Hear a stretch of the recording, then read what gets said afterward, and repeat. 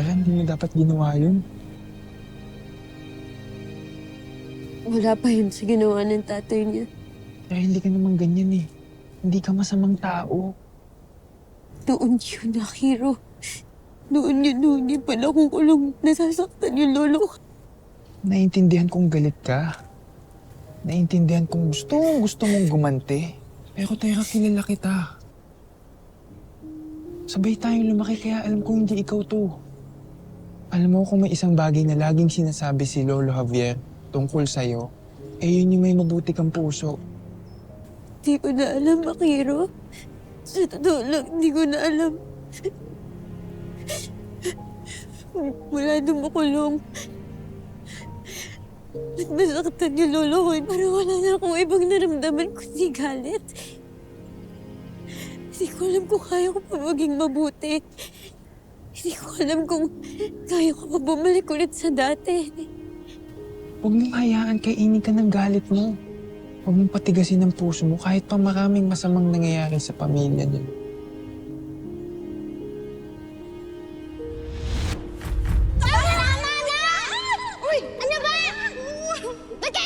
Pumapatol ako sa bata!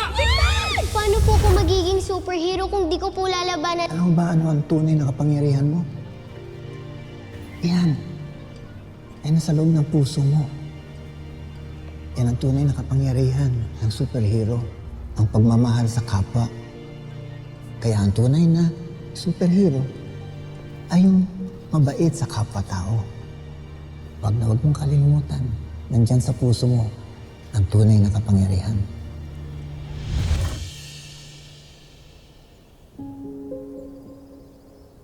Tama ka. Hindi dapat ako gumaya sa mga makapangyarihan dito sa atin.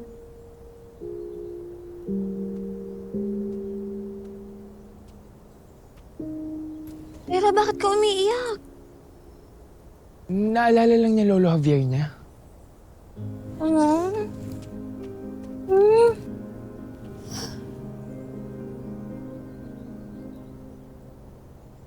Pwede bang bawasan ko yung sadness mo? Libre kita ng merienda. Kunin ko lang yung padalang pera ni Mama, galing Middle East. Tapos libre kita, gusto mo?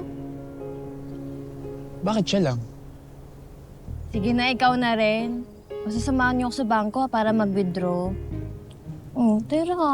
Huwag ka nang malungkot. Alam kong malungkot dahil may lolong nakakulong, pero nandito pa rin kami nagmamahal sa'yo. Ha? Group hug nga. Huwag ka na mag-cry-cry na din mo. Ha?